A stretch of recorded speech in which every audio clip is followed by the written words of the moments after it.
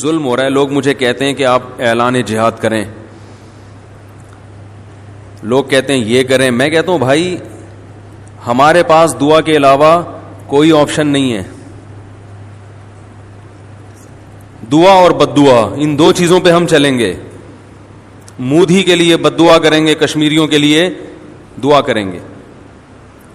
جہاں تک مسئلہ ہے لڑائی کا, جہاد کا, فائٹ کا, تو وہ ریاست فیصلہ کرے گی. وہ کام آرمی کا ہے, وہ حکمرانوں کا ہے. کیونکہ اپنے طور پر, جس کو پشتوں میں کہتے ہیں اخپل طریقے سے, اگر کوئی لڑنا شروع کر دے تو اس میں فائدہ کم نقصان زیادہ ہے. وجہ اس کی یہ ہے کہ اس میں آپ کے لیے صحیح کھرے اور کھوٹے میں فرق کرنا, آپ کو یہ کیسے پتا چلے گا کہ یہ سچی مچی کا ہے یا یہ انہی کا ایجنٹ بن کے ہمیں اکسا رہا ہے. ایسے بڑے کیسز ہوتے ہیں, تاکہ ایک ہی دفعہ میں ان کو مار دیا جائے. پھر کتنی طاقت ہے لڑنے کی. بنی اسرائیل نے فرعون کا ظلم برداشت کیا, ان میں لڑنے کی طاقت نہیں تھی. اگر وہ فرعون کے خلاف کھڑے ہو جاتے مسلح تو وہ تو اس سے بھی جاتے. کیا کھڑے ہونے کی طاقت ہے یا نہیں ہے تو کتنی ہے, کوئی سپورٹ کرے گا کہ نہیں کرے گا, ایسا نہ ہو کہ اس سے بھی جائیں. یہ تمام امور پہ جب تک انسان کو مکمل بصیرت نہ ہو وہ بات نہ کرے تو اچھا ہے. ہمارا مسئلہ یہ ہے کہ ہم میں ہر شخص ہر ایک کی فیلڈ میں ٹانگ اڑاتا ہے.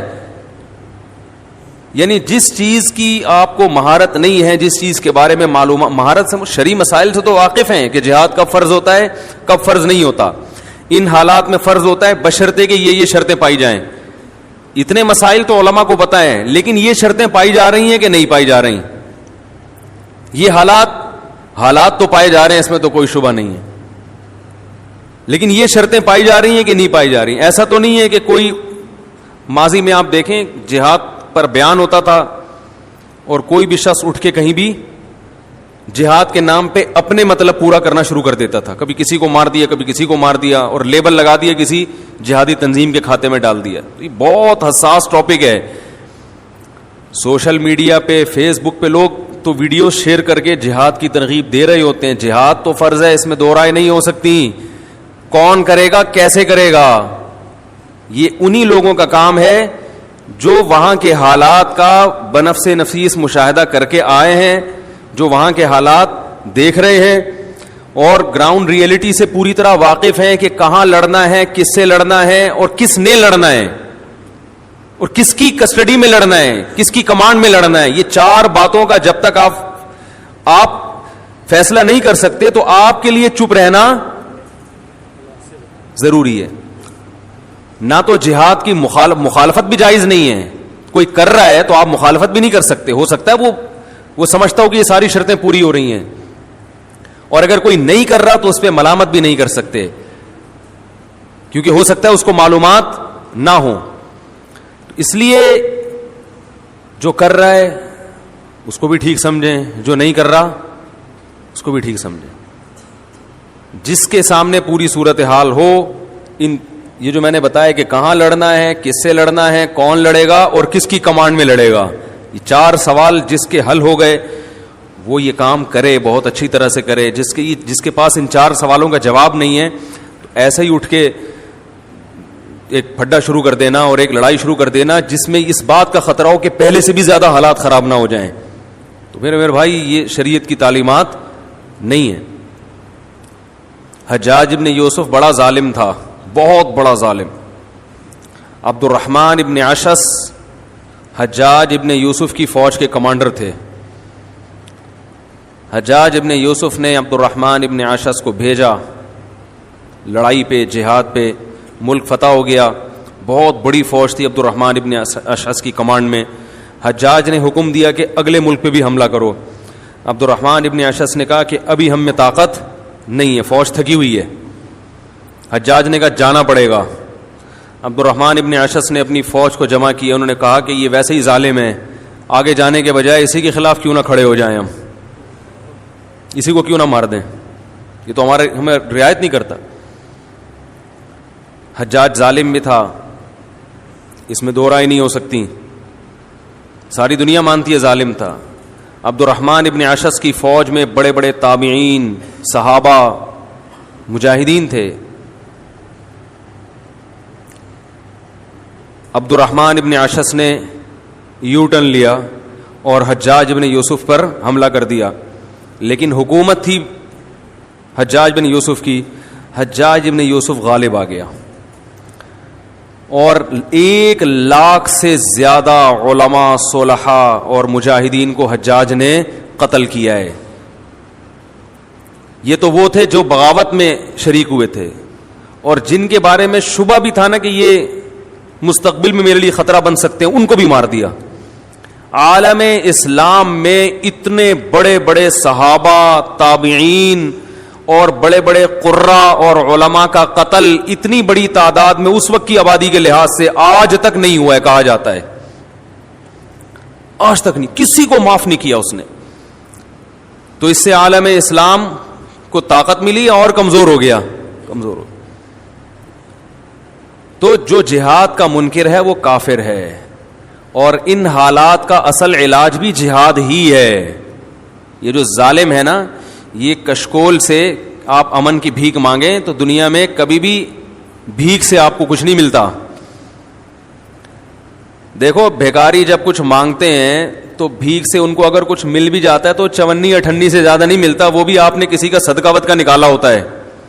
ایسا نہیں ہوتا کہ وہ اپنے پاؤں پہ کھڑا ہو جائے اور کل آپ کو چندہ دینا شروع کر دے. تو ہم جو کشکول لے کے بھیک مانگ رہے ہیں پوری دنیا سے کہ یہ کشمیریوں پہ ظلم کو بند کیا جائے, اس سے ہوتا کچھ نہیں ہے.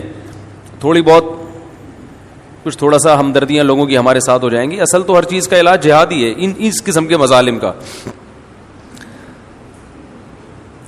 لیکن یہ میں نے بتایا کہ 4 چیزوں کا اس میں ہونا ضروری ہے. کون کرے گا, کس سے لڑنا ہے, کہاں لڑنا ہے, کس کی کمانڈ میں لڑنا ہے.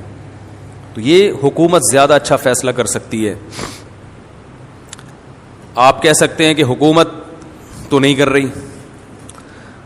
جو جس چیز کا اہل ہو اگر وہ نہیں کر رہا تو اس کا مطلب یہ نہیں ہے کہ جو نااہل ہو وہ کرنا شروع کر دے. محلے میں ایک ڈاکٹر اپنی ذمہ داری پوری نہیں کر رہا, 8 بجے کلینک کا ٹائم ہے, وہ 10 بجے پہنچتا ہے, دوائیں بھی جلدی جلدی لکھ کے دے دیتا ہے, وہ علاج نہیں کر رہا لوگوں کا. جتنے مریض روز دیکھنے چاہیے ان میں سے صرف 5 دیکھتا ہے, باقی کو گھر بھیج دیتا ہے. تو آپ نے کہا چونکہ ڈاکٹر ذمہ داری پوری نہیں کر رہا تو انجینئر کو بٹھا دو وہاں کے علاج کرانے کے لیے, تو وہ تو اور زیادہ بیڑا غرق ہو جائے گا بھائی. اسی کو کہا جائے گا, اسی کے خلاف مظاہرے ہوں گے, اسی کے خلاف احتجاج ہوگا. بھائی تو اپنی ذمہ داری پوری کر, کیونکہ ہمارے پاس اس محلے میں آپ کے علاوہ کوئی ڈاکٹر ہے نہیں. تو آواز اٹھانی چاہیے سوشل میڈیا پہ, اس میں 2 رائے نہیں ہو سکتی. کشمیریوں کے حق میں آواز اٹھانی چاہیے, فوج کو موٹیویٹ کرنا چاہیے کہ بھئی آپ دکھائیں بہادری کے جوہر. اور الحمدللہ فوج دکھا رہی ہے. بہت کچھ سوشل میڈیا پہ نہیں دکھایا جاتا, ہر چیز آپ کو بتا کے نہیں کی جاتی, لیکن پھر بھی اپنی ذمہ داری پوری کرنی چاہیے. ہم کشمیریوں کے ساتھ ہیں, ہمیں جس دن بلایا لڑنے کے لیے ہم انشاءاللہ لڑائی کے لیے بھی جائیں گے. اس میں ہم اپنی فوج کے قدم بقدم ہیں, ہم اپنی فوج کے شانہ بشانہ لڑیں گے. جس دن ہمیں کال کی گئی, جس دن ہمیں بلایا گیا, اس وقت ہم اپنی ذمہ داری اگر پوری نہ کریں پھر ہم یقیناً اپنے ملک کے غدار, اپنی قوم کے غدار, اپنے کلمہ گو مسلمانوں کے غدار کہلائیں گے. تو یہ تو ایک بات تھی جو کشمیریوں کے بارے میں میں نے آپ سے کہی ہے. تو میں یہ کر رہا تھا کہ ایک تو بین الاقوامی سطح پہ حالات خراب ہوتے ہیں, شام کے حالات خراب ہوئے, عراق کے حالات خراب ہوئے. اس میں حالات کو سدھارنا یہ حکومت کی ذمہ داری ہوتی ہے, کیونکہ اس کو جو معلومات ہوتی ہیں وہ مجھے اور آپ کو نہیں ہوتی. ان کو یہ بھی پتا ہوتا ہے کہ حالات خراب کرنے والا کون ہے. ہمارے ہاں تو خبریں ہوتی ہیں سوشل میڈیا پہ, اس نے اس پہ ڈال دیا, اس نے فلاں پہ ڈال دیا, کسی نے داعش پہ ڈال دیا, کسی نے طالبان پہ ڈال دیا, کسی نے فلاں پہ. ہے کون, یہ ایجنسیوں کو پتا ہوتا ہے. اور بعض دفعہ ہمارے ادارے بھی بیوقوف بنا رہے ہوتے ہیں, حکومت خود لوگوں کو بیوقوف بنا رہی ہوتی ہے, حکومت کو پتا ہے کرنے والا کون ہے. بعض دفعہ سیاسی لیڈروں پہ حملے ہوتے ہیں, وہ حملے خود کروائے ہوئے ہوتے ہیں, انہوں نے اپنے کمپنی کی مشہوری کے لیے. ٹھیک ہے نا, کیونکہ اتنے دنوں سے وہ کچھ ہوا ہی نہیں ہوتا تو وہ لوگ ان کو سننا چھوڑ دیتے ہیں. تو ایک قاتلانہ حملہ کروایا, اس کو بولا بھائی دیکھ دروازے پہ گولیاں مار کے بھاگ جانا. تو ہم ترس کھا رہے ہوتے ہیں یار, بال بال بچے. تو سوشل میڈیا سے نہیں پتہ چلتا آپ کو, فیس بک سے, کہ ہو کیا رہا ہے. اچھا یہ بھی ایک بات ہے کہ جب اس قسم کے مظالم ہوتے ہیں تو فیک ویڈیوز بھی آنا شروع ہو جاتی ہیں. بھاگتے چور کی لنگوٹی تو سنا ہوگا نا, تو وہ پھر ہر آدمی اپنے حساب سے کچھ نہ کچھ شروع کر دیتا ہے, بہت ہوشیاری کے ساتھ, بہت بیداری کے ساتھ. تو میں کہتا ہوں کشمیریوں کے حق میں ایک کام تو سب کرو, دعا, اور ظالم کے خلاف بد دعا. یہ تو ہم سب کی ذمہ داری ہے. اور آگے کیا کرنا ہے, کم از کم کسی کو برا بلا مت کہو, وہ غلط, فلانا غلط, یہ غلط, وہ غلط, وہ اپنی ذمہ داری پوری نہیں کر رہا, وہ اپنی ذمہ داری پوری نہیں کر رہا. بھائی جو بھی اپنی ذمہ داری کرے گا وہ آپ کو بتا کے نہیں کرے گا. بدگمانیاں چھوڑ دینی چاہیے. ایسے موقع پر ہمیں اتحاد کا ثبوت دینا چاہیے کہ ہم سب ایک ہیں, چاہے ہماری فوج ہو, چاہے ہماری حکومت ہو, چاہے ہماری عدلیہ ہو, چاہے ہماری عوام ہو. اس ٹاس پہ ہم سب کیا ہیں؟ ویسے 10 اختلافات ہوں گے آپس میں, اس مسئلے پر ہم سب کیا ہیں؟ متحد ہیں. نحمدہ ونصلی علی رسولہ الکریم. کشمیریوں سے یکجہتی کے اظہار کے لیے ہمارے ملک پاکستان میں باقاعدہ سرکاری سطح پہ دن منایا جا رہا ہے. اس بہانے لوگ کم از کم ان مظلوموں کی پکار کو شیئر کرتے ہیں, ان سے دکھ درد کا اظہار کرتے ہیں. یہ بھی ایمان کا ایک ادنا ترین درجہ ہے. رسول اللہ صلی اللہ علیہ وسلم نے ارشاد فرمایا, من رأى منکم منکرا فلیغیرہ بیدہ فإن لم یستطع فبلسانہ فإن لم یستطع فبقلبہ وذلک اضعف الایمان. نبی نے فرمایا تم میں سے جو کسی برائی کو دیکھے تو اسے چاہیے کہ اپنے ہاتھ سے تبدیل کرے. ہاتھ سے نہیں کر سکتا, زبان سے, یہ بھی ممکن نہیں ہے, تو کم از کم دل میں ارادہ کرے. تو یہ ایمان کا آخری ترین درجہ ہے. تو ہم کشمیریوں سے یکجہتی کے اظہار کے لیے جو کچھ کر رہے ہیں, ایک اظہار کر رہے ہیں کہ ان کے ساتھ ظلم ہو رہا ہے, تو یہ ایمان کا سب سے آخری ترین درجہ ہے. اس کو ہم یوں بھی کہہ سکتے ہیں کہ انگلی کٹا کے شہیدوں میں نام لکھوانا, کہ جو اصل کام کرنا چاہیے ہم وہ تو نہیں کر پا رہے, لیکن جو ہم سے ہو سکتا ہے کم از کم ہم وہ تو کریں. تو تاریخ کا بدترین ظلم ہمارے ان مسلمان بھائیوں کے ساتھ ہو رہا ہے. قرآن مجید میں اللہ تعالیٰ کا ارشاد ہے, وَلَا تَحْسَبَنَّ اللَّهَ غَافِلًا عَمَّا يَعْمَلُ الظَّالِمُونَ إِنَّمَا يُؤَخِّرُهُمْ لِيَوْمٍ تَشْخَصُ فِيهِ الْأَبْصَارُ مُهْطِعِينَ مُقْنِعِي رُؤُوسِهِمْ لا يرتد الیہم طرفهم وافئدتهم ہوا. سورہ ابراہیم آیت نمبر 43.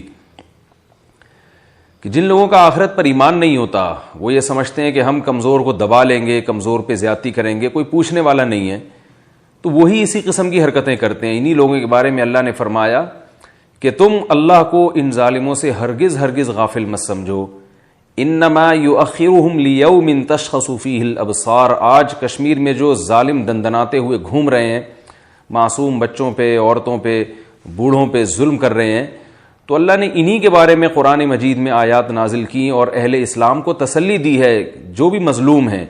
اور ان آیتوں کا آج بہت بڑا مصداق اہل کشمیر ہیں کہ یہ جو ظالم دندناتے ہوئے گھوم رہے ہیں اور اس پر دنیا خاموش ہے اور اس ٹھنڈے پیٹوں اس ظلم کو برداشت کیا جا رہا ہے, یعنی اسے اگنور کیا جا رہا ہے, اس سے نظریں چرائی جا رہی ہیں. تو اللہ فرماتے ہیں کہ ایک دن عدالت کا آنے والا ہے جس میں اللہ کی عدالت قائم ہوگی.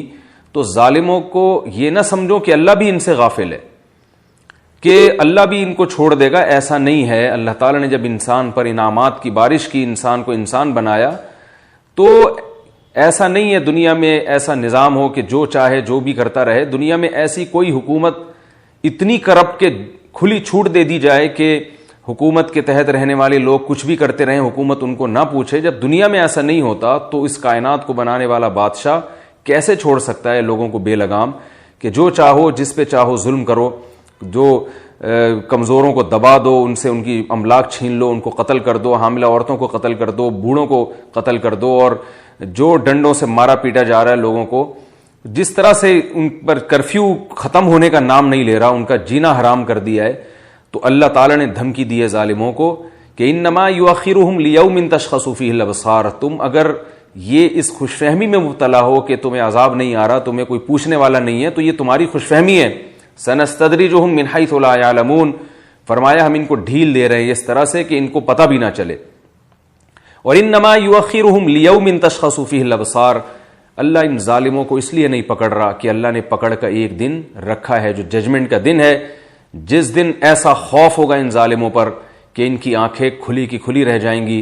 مہطعین مقنعی رؤوسہم لا یرتد الیہم طرفہم وافئدتہم ہوا، خوف کے مارے پلکیں نہیں جھپک پائیں گے اور سر ان کے خوف سے اٹھے ہوئے ہوں گے اور دل ان کے خالی ہو چکے ہوں گے عقل و شعور سے.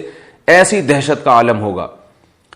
اور لا یرتد الیہم طرفہم وافئدتہم ہوا وانذر الناس یوم یاتیہم العذاب، اے نبی آپ ان لوگوں کو ڈرا دیں قیامت تک آنے والے انسانوں کو اس اللہ کے کلام کے ذریعے. اور اللہ نے دیکھیں کلام کو محفوظ کیا، 1400 سال کے بعد بھی اللہ کا کلام اسی طرح محفوظ ہے، اور اس میں ظالموں کے لیے یہ دھمکی آج بھی موجود ہے.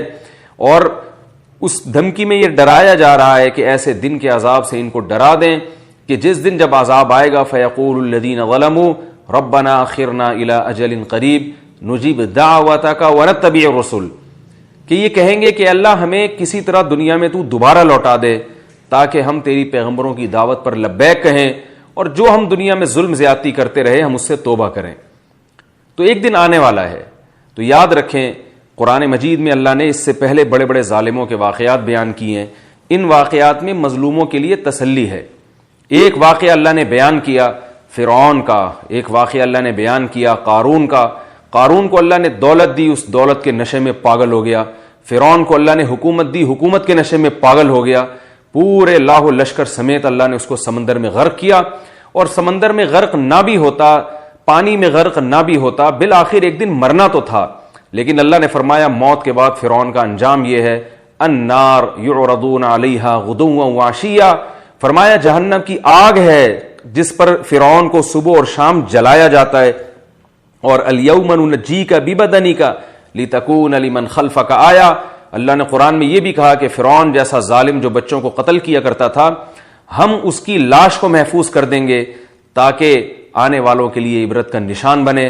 ہر ظالم اس کی لاش کو دیکھ کے عبرت حاصل کرے کہ میری طاقت اور قوت فرعون سے زیادہ نہیں ہو سکتی. آج دیکھو اللہ نے اس کی لاش کو محفوظ کر کے عبرت کا نشان بنا دیا ہے. تو ہندوستان میں جو لوگ مسلمانوں پر ظلم کر رہے ہیں انہیں عبرت حاصل کرنی چاہیے کہ ظالموں کا انجام اچھا نہیں ہوتا. ظالموں کی حالت کو دیکھ کر کبھی خوش نہیں ہونا چاہیے، ان کے فیوچر کو دیکھ کے انسان کو کانپنا چاہیے. یہ قابل ترس ہیں کہ ان کا انجام بہت برا ہونے والا ہے. تو اللہ نے فرمایا وَيَوْمَ تَقُومُ السَّاعَةُ أَدْخِلُوا آلَ فِرْعَوْنَ أَشَدَّ الْعَذَابِ، یہ تو دنیا میں فرعون کو عذاب، یعنی قبر میں، قبر سے مراد موت کے بعد کی جو زندگی ہے اس میں فرعون کو عذاب دیا جا رہا ہے. اور جس دن قیامت